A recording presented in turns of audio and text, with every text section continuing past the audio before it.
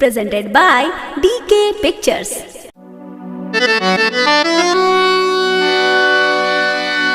Fashion के बहाव में बहले जाता देश, तैसन ओइसन पहिरत बाड़ी अब बुनिया के डरेस, तयोतने भर ढकाइल बाकी लौके सब फरेस, तकल जुग ना भट जुग आ गईल, अब का कहीं विशेष।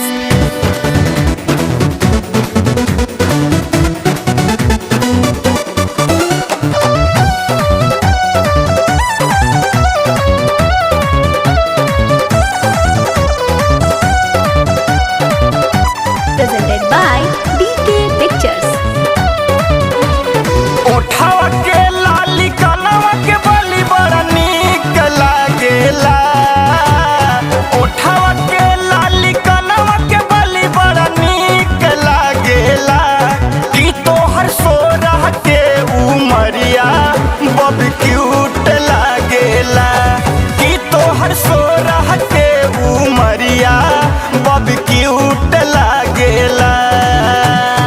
ओठावा के लाली कनवा के बली बड़ा नीक लागेला, ओठावा के लाली कनवा के बली बड़ा नीक लागेला, कि तोहर सोरह के उमरिया बब क्यूट लागेला, कि तोहर सोरह के उमरिया बब क्यूट लागेला।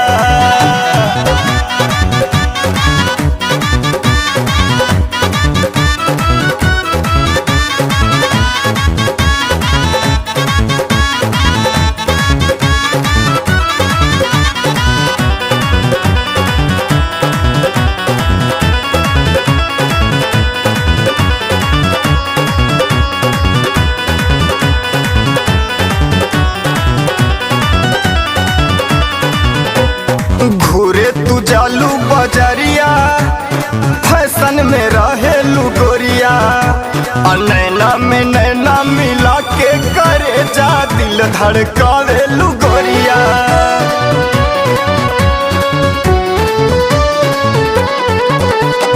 घूरे तू जालू बजरिया, फैशन में रहेलू गोरिया, नैना में नैना मिला के करे जा दिल धड़कावेलू गोरिया। अखिया के गजरा केसिया के गजरा फीट लागेला, अखिया के गजरा केसिया के गजरा फीट लागेला, कि तोहर सोरह के उमरिया बब क्यूट लागेला, कि तोहर सोरह के उमरिया बब क्यूट लागेला।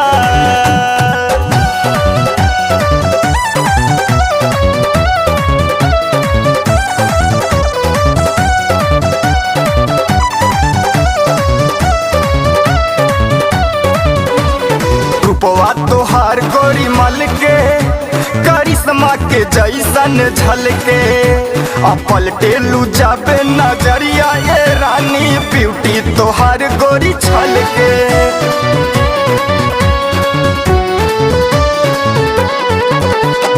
रूपवा तोहार गोरी मल के करिश्मा के जैसन झलके, पलटेलू जाबे नजरिया ये रानी ब्यूटी तोहार गोरी छलके। देखी के सूरतिया खराब भइल मतिया स्वीट लागेला, देखी के सूरतिया खराब भइल मतिया स्वीट लागेला, कि तोहर सोरह के उमरिया बब क्यूट लागेला, कि तोहर सोरह के उमरिया बब क्यूट लागेला।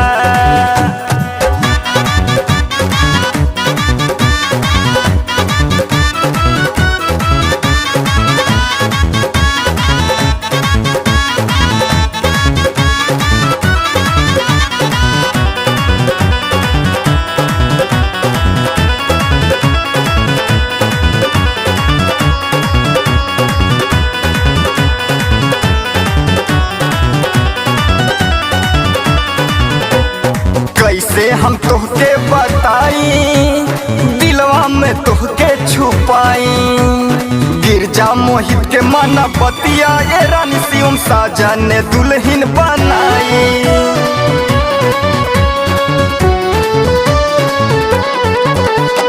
कैसे हम तोहके बताई, दिलवा में तोहके छुपाई।